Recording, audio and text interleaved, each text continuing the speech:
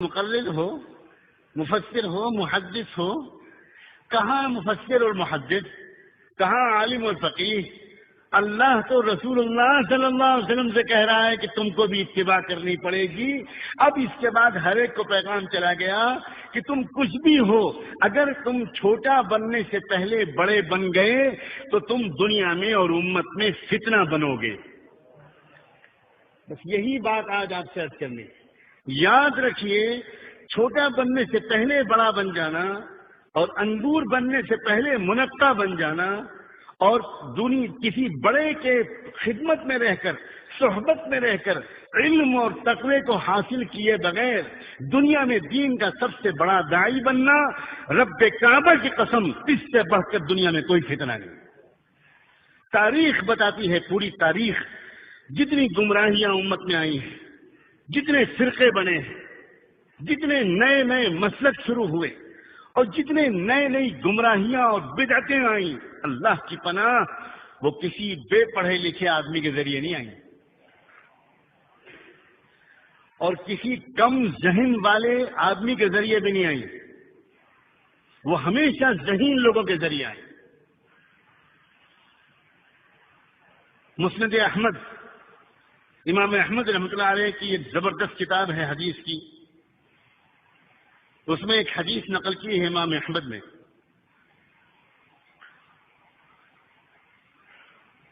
اور وہ حدیث یہ ہے کہ سیدنا عمر بن خطاب رضی اللہ تعالی عنہ نے ایک مرتبہ ایک حدیث سنائی اور ایک خاص موقع پر سنائی۔ ہوا یہ کہ ان کے پاس ایک بہت بڑی علمی شخصیت کوفے سے آئی، ایک بڑے عالم، بڑے مقرر اور اپنے علاقے کے اندر ایک بہت عظیم شخصیت، جن کا ڈنکا بج رہا تھا، جن کی تقریریں سننے کے لیے لوگ ہزاروں کی تعداد میں جمع ہوتے تھے، بہت مقبولیت تھی ان کی، اور جدھر وہ جاتے تھے ایک ہجوم ہوتا تھا، بہت پاپولر ہو رہے تھے، بہت مشہور اور مقبول ہو رہے تھے۔ ایسی ایک شخصیت پہلی مرتبہ سیدنا عمر رضی اللہ عنہ کی خدمت میں حاضر۔ حضرت عمر کے پاس وہ رہے، کچھ دیر بیٹھے، اور کچھ دیر بیٹھنے ہی میں انہوں نے جو گفتگو کی، جو بات چیت کی، اس بات چیت سے ان کی صلاحیت، ان کی علمی صلاحیت، ان کا تقریر کرنے کی صلاحیت، ان کی خطابت کی صلاحیت اور پتہ نہیں کیسے کیسی صلاحیتیں سیدنا عمر کے سامنے آئیں۔ سیدنا عمر رضی اللہ تعالیٰ عنہ نے ان سے کہا، ابو الاحوص نام تھا ان کا، ان سے کہا، ابو الاحوص، تم میرے پاس 1 سال ٹھہرو، میرے پاس 1 سال قیام کرو، اور صبح اور شام میں 2 وقت مقرر کروں گا جس میں تم میرے پاس آیا کرو گے۔ انہوں نے کہا، بہت اچھا امیر المومنین، جیسا حکم ہو آپ کا۔ غور کیجئے، اتنی بڑی علمی شخصیت، وہ کوئی خالی تو نہیں رہے ہوں گے، بہت مصروفیات رہی ہوں گی، ذمہ داریاں رہی ہوں گی، مشغول رہے ہوں گے، لیکن ایک بڑے کا حکم ہے، امیر المومنین کی ہدایت ہے، ابو الاحوص تم ابھی واپس نہیں جاؤ گے، تم میرے ساتھ قیام کرو، یہاں رہو گے، اور صبح اور شام 2 وقت میرے پاس آیا کرو۔ ان کا بہت اچھا، روز صبح روز شام پابندی کے ساتھ پورے 1 سال تک ابو الاحوص امیر المومنین عمر بن خطاب کی خدمت میں حاضر ہوتے رہے۔ آتے، کچھ دیر بیٹھتے، بات ہوتی یا نہ ہوتی یہ روایت میں تفصیل نہیں ہے، اور اس کے بعد عمر اجازت دیتے ہوئے چلے گئے۔ 1 سال پورا گزر گیا، تب حضرت عمر نے پوچھا ابو الاحوص سے، ابو الاحوص، تمہیں کچھ اندازہ ہوا کہ میں نے تم کو کیوں روک رکھا تھا؟ تم کو اپنے پاس 1 سال سے کیوں روکا ہوا ہے؟ اللہ درجے بلند کرے ان لوگوں کے۔ ابو الاحوص نے بڑی سادگی سے کہا، امیر المومنین مجھے تو نہیں معلوم آپ نے کیوں مجھ کو روکنے کا حکم دیا۔ کیا لوگ ہوا کرتے تھے، یہ بھی نہیں پوچھا انہوں نے کبھی کہ آپ نے مجھ کو کیوں روکا ہے، آپ مجھ کو کیوں روکنا چاہتے ہیں، کچھ نہیں۔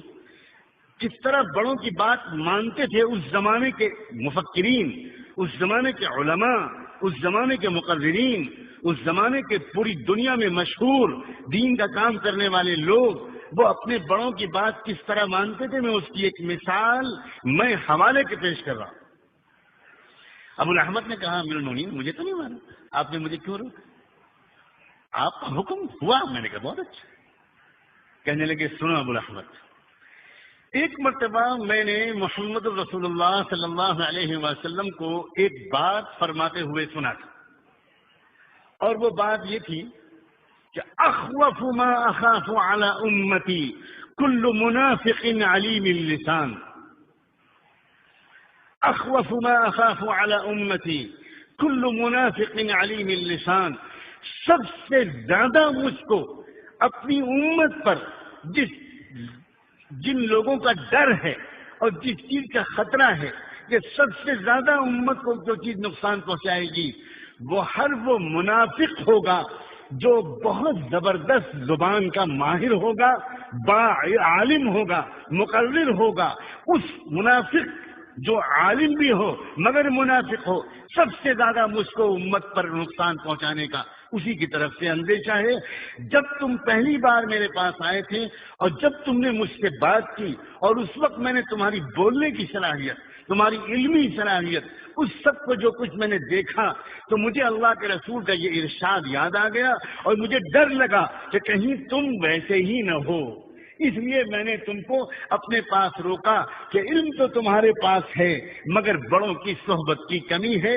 میں نے تم کو روکا تاکہ تم میری نگرانی میں، یہاں پر میری صحبت میں، یہاں پر مدینے کے ماحول میں تم وقت گزارو، تاکہ تمہاری تربیت بھی ہو، میں تمہاری نگرانی کروں۔ 1 سال ہو گیا ابو الاحوص، آج تک میں نے تمہارے اندر کوئی نامناسب بات نہیں دیکھی۔ اب میں تم سے کہتا ہوں، جاؤ، اللہ تم سے دین کا کام لے۔ یہ ہے پرانا طریقہ، یہ ہے سنت کے مطابق طریقہ، یہ ہے اللہ کی طرف سے مقبول طریقہ۔ چھوٹے پہلے بڑوں کے پاس رہیں،